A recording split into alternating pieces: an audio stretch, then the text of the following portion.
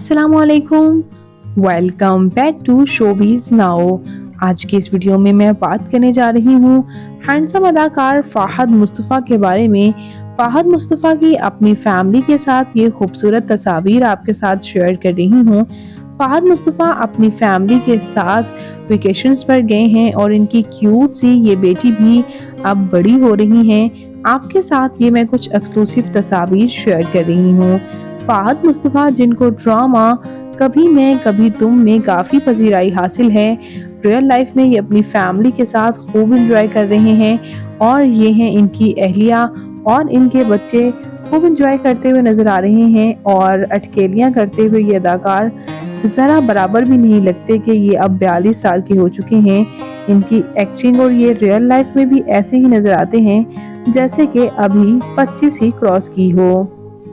तो व्यूअर्स, फ़ाहद मुस्तफ़ा आपको कैसे लगते हैं? उनका ड्रामा कभी मैं कभी तुम आपको कैसा लग रहा है और उनकी फैमिली आपको कैसी लगी? कमेंट्स में अपनी कीमती राय का इजहार ज़रूर कीजिएगा और मज़ीद अपडेट्स के लिए मेरे चैनल शोबीज़ नाउ को ज़रूर सब्सक्राइब कर लें। अल्लाह निगहबान।